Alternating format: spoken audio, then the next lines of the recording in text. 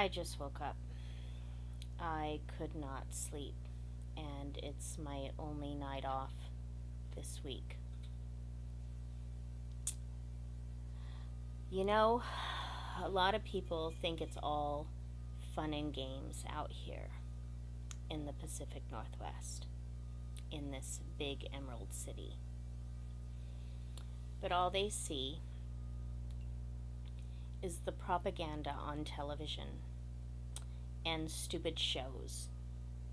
Stuff that corporate media made trending back in the 90s. It's not fun. You know, last night at work, my person in charge, who is a wonderful woman, and she might be watching this. Hi, Sean. Fellow Capricorn, and one of the strongest women I've known, and strong black woman at that, was attacked. This happens frequently. And Sean backed outside,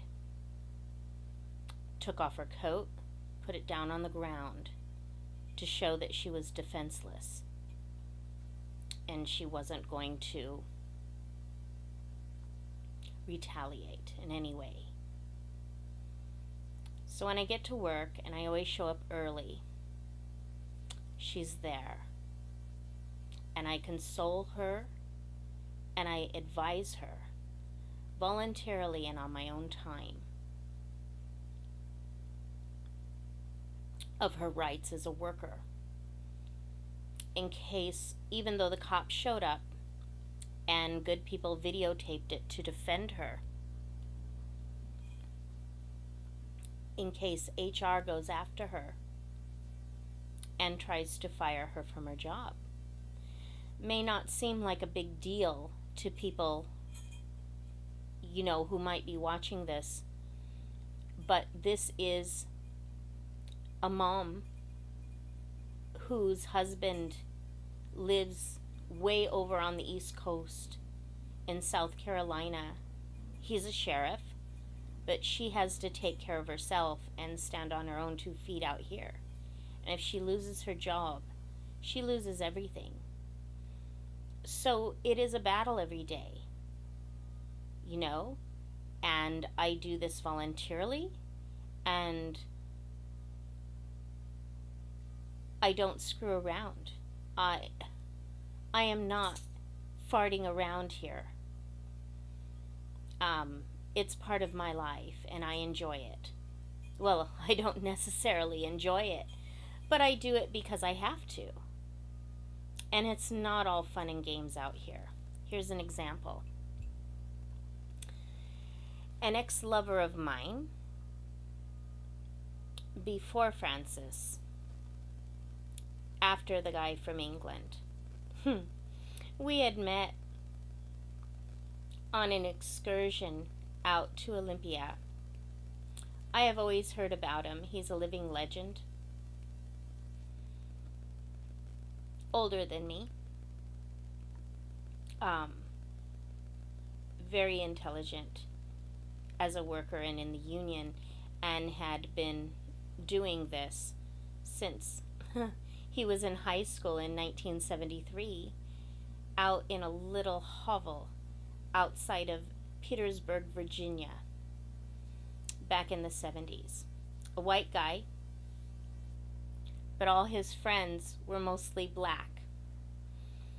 And back in the day, over there in the South, it was some serious shit. They were in a group that they formed called the Reject Squad. And they would actually defend good people against neo-Nazis and the KKK. This was back when he was a teenager. Very shy man, a cowboy, and an excellent marksman. He has awards and medals for hitting the target straight on. him and I became very good friends. We dated for a while, but it didn't work out. He was allergic to cats. As a child, he had intense asthma issues and had to stay in a hospital on the East Coast for a while. And but very laser focused and educated me. I valued him. A few months ago, actually maybe back in April, I find out from another coworker. So I know people who work in various places with the same company throughout the city and other towns nearby. We all connect at one time or another. But one of the men informed me that he died in his 50s, too young. So, the coronavirus, this issue, which is basically, and I tell people, and they're stunned when I just nail it, this is capitalism in crisis during a social disaster. Labor was cut down to the bone from the get-go years before this all came about for profit. This happened right after the crash of 2007, 2008. To squeeze profit. Obama quoted it sneakily as the new normal. And the Republicans went along with it because I don't take either side. They are two sides of the same coin. They serve the same God. Period. All of them. All over the world. They just fight each other and rival against each other like mafia families. But anyways, going back to this wonderful man, Bishop Carson. Because of the lack of education and the lack of organizing and the shortness of staff in the hospitals, even though Washington State is supposed to be one of the number one places.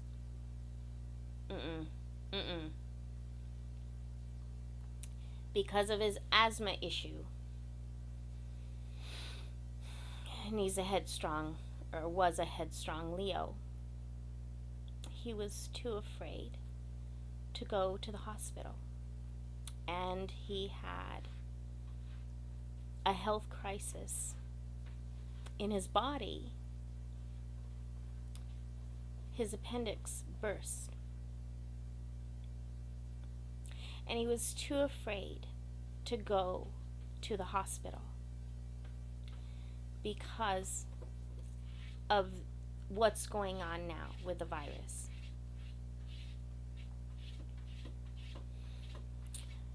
I haven't really had time to grieve. I haven't even had time to have a simple cup of tea to grieve his death.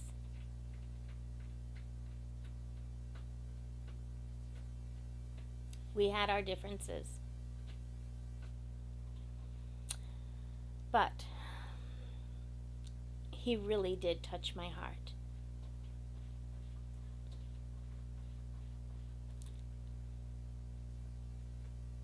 I'm working on this thing. And this is for my kid out there. Hi, Babushka. Mama loves you.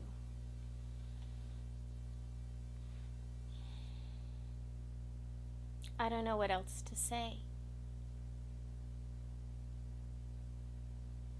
I don't get involved in the politics in media because all it does is babble, like Babylon. It's all a mess. And I can see right through it. And Putin has nothing to do with Lenin or Trotsky. Nothing. He is all part of that system.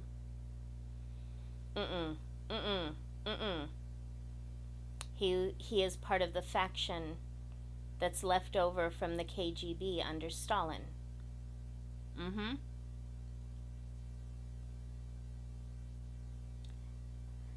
I like reading my history on Karl Marx. I can never get enough of it. I read it. I don't just look at the propaganda under Google and YouTube. I read. I thought about reading this book, but I think I'm going to toss it away for a while. Save it for a rainy day. Although it rains all the time here. It's like a bog. Lately, I'm reading this.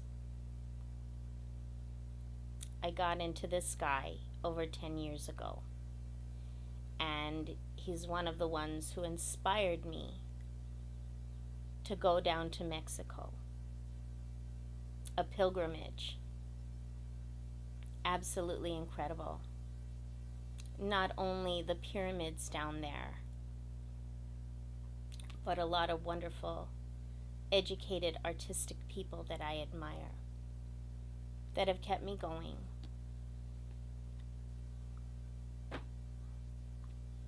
I read books like this, with the numbers and the receipts. And I'm proud of it. I should be. And I also read this. Kind of scares people.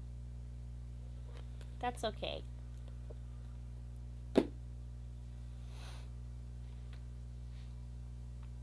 It's not easy,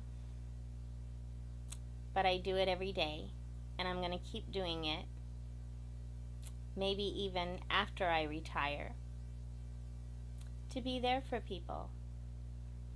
It fell on my lap, and I get paid not a cent, even through all the grief.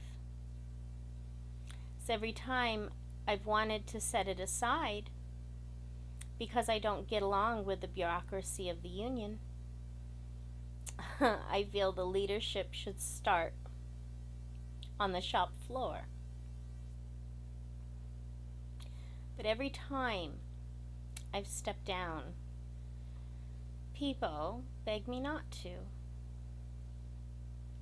So I've helped people. I helped a man who was unjustly fired. He's a black man. He was fired by his black boss.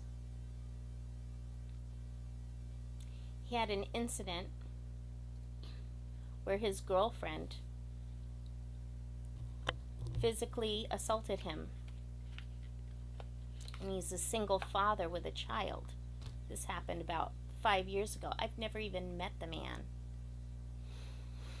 But a coworker who floated and went to different stores informed me of the situation.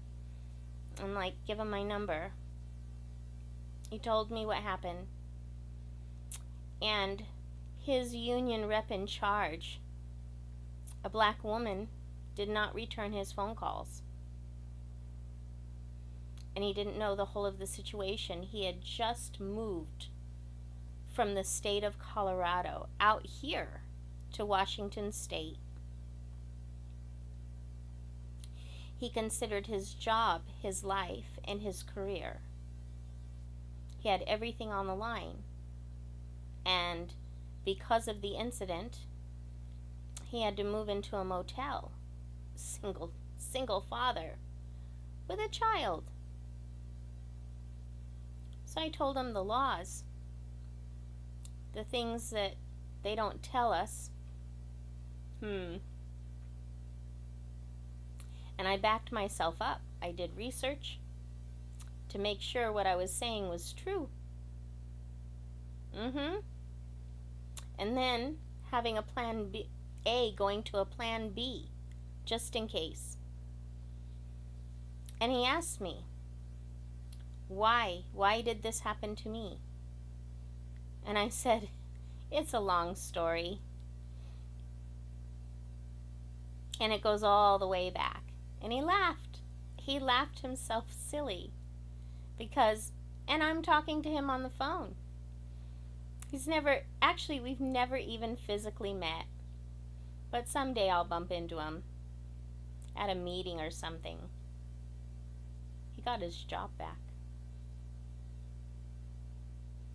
And that's great. I'm happy for him.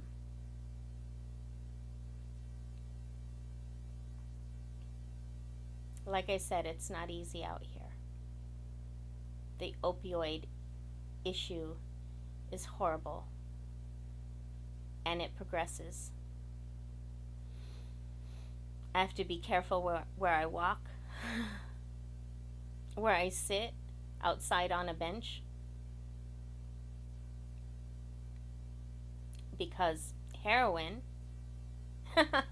a little kid can afford heroin now.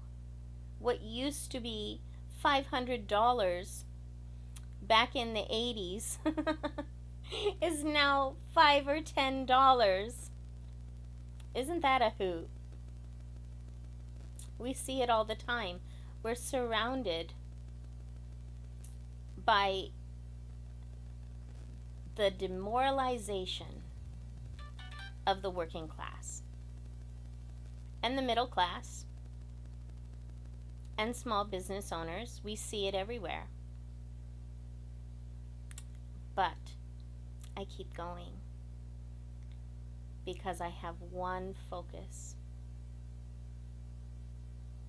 and that's my kid and her husband before myself. I don't give a shit about money.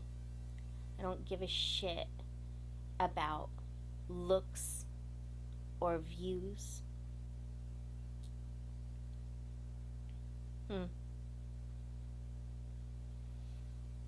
There's a quote, by the way, from Trotsky, someone who I admire. I put these people that I study because it helps my heart and it helps keep me going. Whether or not it becomes a society sooner or later, I don't care. But reading this stuff releases healthy endorphins in me and keeps me going and keeps me focused on my child. It has been my Bible for quite a while. But Trotsky once said, "Life is not an easy matter. You cannot live through it without falling into frustration and cynicism, unless you have before you a great idea which raises you above personal misery, above weakness, above all kinds of perfidy and baseness." Perfidy meaning deceitfulness, baseness meaning lack of morals. To me, that says a lot. It's not like I'm just playing around, jacking off here.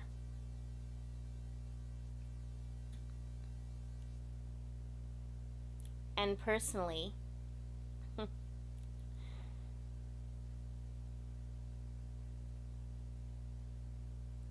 I don't care about what people think of me. And I know what I need to do. So I'm going to take the affection and the empathy and the creativity in my heart from my job, and I'm going to put it into this.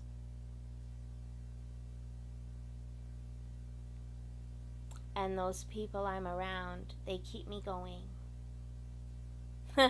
It's funny. I kept my married name, Campion, because it pissed off my ex-husband in court. He tried to take everything. He tried to financially ruin me.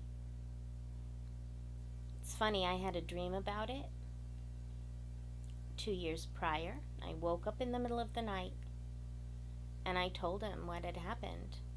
And he's like, oh, that's just silly. In the courtroom, his brother is sitting near him as he's begging his lawyer to stop. But he put down over $10,000 to his lawyer. His first lawyer quit on him and told my lawyer he was an evil man. But this other lawyer, a woman, she took $10,000 from him as a down payment. And he told her to financially ruin me. It didn't in the long run, but it did leave a scar. But I remember he was so pissed off because I kept my married name. My mom did the same thing, and so did Tina Turner. My mom was actually inspired to do that because of Tina Turner. So funny. But at work, I have a lot of nicknames. And you can make fun or tease a YouTube name, that's fine. It's just a similarity to my real name. That's all. Just for a story. But the nickname the men gave me, actually, it was another guy. A really strong black man. He's deceased too, God bless his soul. He had a heart attack too young, at the age of 47. He drank too much, and he didn't take good enough care of his health. God bless him. This is my friend. But because my last name is Campion, and because I love Muhammad Ali, he referred to me as the champ. So on the intercom, that's what a lot of the guys call me. If they need me, they call me champ. So, I don't know.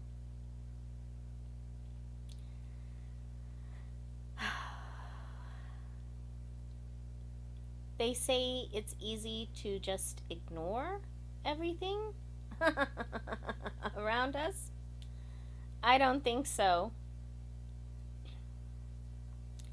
And what's happening now is just a small part of history. A grain of sand. And we don't know what's going to happen, in the future. But in the meantime, this girl's going to keep on keeping on. Thank you for listening. And I'm going to, smoke another cigarette and get my ass back to bed. Goodbye.